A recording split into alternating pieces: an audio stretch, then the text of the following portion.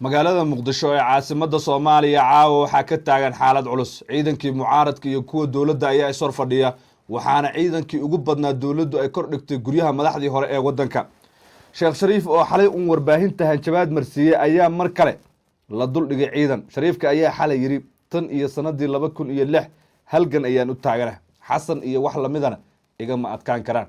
hadalkaas markii uu ka soo yeeray kumanaan ciidan ayaa gurigiisa la duldhigay waxaana mar kale dhici karta bishii juun ee sanadan saddexdeedii wixii dhacay oo kale ayaa dib uga dhici kara baa leeyahay caasimadda sideebay wax u socdaan mucaaradku laftirkooda dabir mashidayaan way is abaabuleen ciidan aad u badan ayay diyaarsadeen waxaana u qorshaysan inay iska celiyaan waxa ay ugu yeereen madaxweynaha kursiga ku miyir daboolmay ama kursiga uu madax maray ee mudaxileedka sharci darrada ah ku jooga oo ay ula jeedaan xasan sheekh waxaan eegaynaa khudbaddii xalay uu jeediyey shariif ee sababtay in ciidanka la duldhigo iyo ciidanka tirada badan ee caawa gurigiisa dul jooga cidda hogaaminaysa waxaa kale oo la yaab leh in ciidan gaar ah madaxweyne xasan maxamuud oo samaystay xog waxaan helaynaa 700 oo askari ku dhowaad oo beeshiisa u badan madaxweynaha inuu diyaarsaday kuwaas oo saadkooda sahaydooda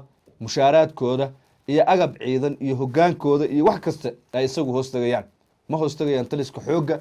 midka booliiska iyo ka nabad sugidda midna madaxtooye ay si toosa uga amar qaataan mushaar laba laab ka badan midka ciidanka qaranka ayayna qaadanayaan waana 700 oo wiil oo loo qorsheeyey in ay soo afjaraan xubnaha mucaaradka ah sideebay ku dhici kartaa mase tahay wax hirgeli kara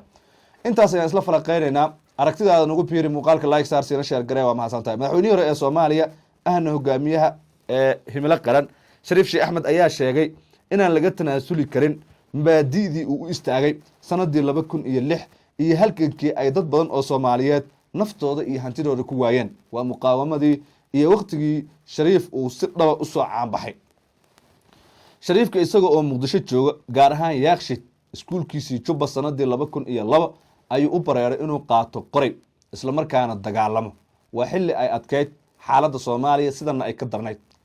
laakiin 2006 ayuu noqday hoggaan dhaba oo shacbiyad leh la taageero maxaakiimta islaamiga ahayd horkacaya dad badan ay dhiigga u shubi karaan sidoo kalena helay taageero loo kala iyo mid caalami intaba 20 sano ka hor marka aniga oo sidaas u jabhadeeyay buu yiri xasan sheekh kama yeelayo waxa uu wada ayuu sacad u yiri shariifka habeennimadii xalay maxaase uu ka dhaafay in caawa la weeraro oo ciidan la duldhiga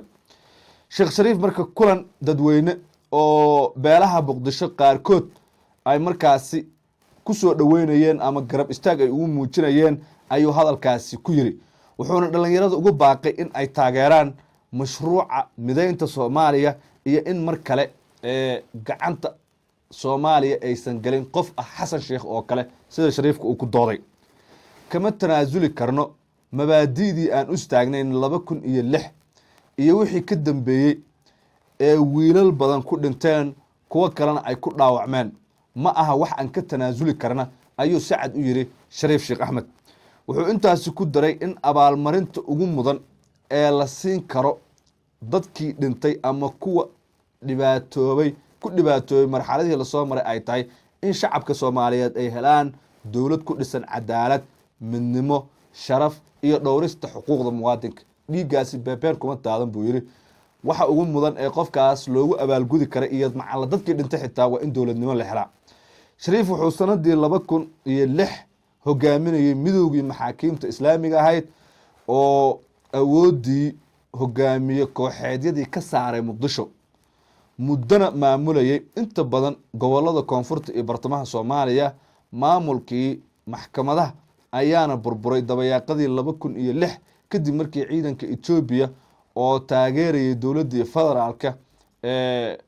markaasi ee ku meel gaarka ahayd ay gudaha u soo galeen Soomaaliya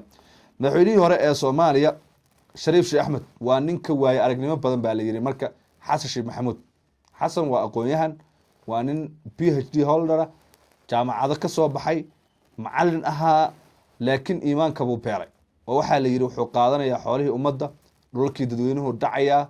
agoontii iyo maatadii uu barakicinayaa mashaariicdii caalamiga ah waa maasuqaya kuraastii si xaq darro u boobaya wax uu dhaafayo dhidid iyo dhiig dhaqaale midna ma jirtaa la yiri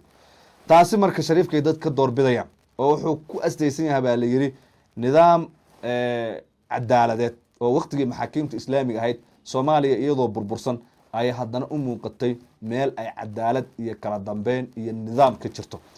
hadda marka Shariifku wuxuu helayaa taageero caalamiya iyo mid markaasi gudaha ah, laakiin waxaa duulaan baan ku ah madaxweyne Xasan Maxamuud oo u arkaba Shariif wadkiisa siyaasadeed oo soo degdega iyo sidoo kale nin dhibaato ku keeni kara in mar kale uu sii hogaamiyo Soomaaliya. maxay kula tahay nagu fiir aragtada muuqaalka like saar siina share gareeyo ma santahay saaxiib muuqaalkan ila daawo.